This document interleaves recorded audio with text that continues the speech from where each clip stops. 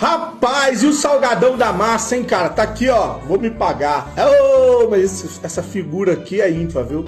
Ele que foi proibido de dar entrevista no início da sua gestão, porque toda live, podcast que ele ia, inclusive o Vou Me Pagar no Atenção Vascaínos, era uma repercussão, chegava ao ponto da assessoria dele negar o que ele falou como presidente do Vasco. Enfim, ou negar ou desmentir o que ele falou. Ele foi lá no podcast do Surfista Prateado, o Dieguinho, e olha a pérola, cara. Olha ele tentando explicar o negócio feito por ele, o Osório, com a 777 Partners.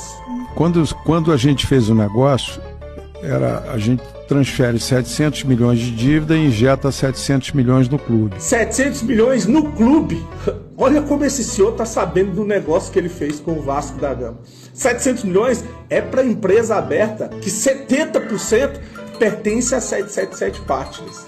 Esses 700 milhões de dívida, tá, é responsabilidade da 777. Mas o Vasco é dono de 30% dessa empresa. Automaticamente ele é dono de 30% dessa dívida também, concorda? Se ele é dono da empresa, desse ponto de vista, o Vasco ainda é dono de 30% dessa dívida. Concorda? Concordo. Que negócio, hein? Você passa 700 milhões da dívida do associativo para uma empresa e que o associativo tem 30% das ações e 30% da dívida.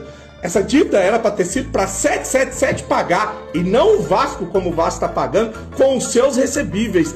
E ainda tem 30% da dívida. Quer dizer, a 777 ela não assumiu 700 milhões da dívida do Vasco. Isso é uma falácia, é uma mentira.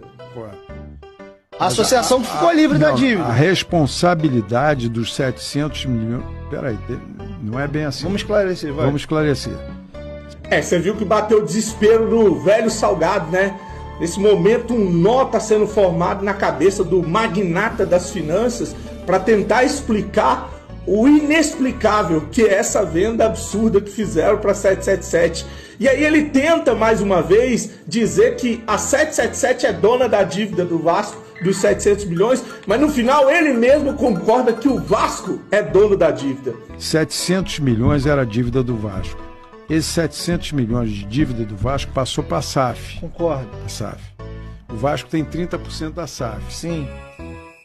Então tem 30% dessa dívida. Foi o que eu acabei de dizer. Tá. Mas, e aí? E aí ficou comprovado que muito torcedor trouxa caiu mais uma vez na lábia do Osório e do Salgado. Foi tudo um golpe.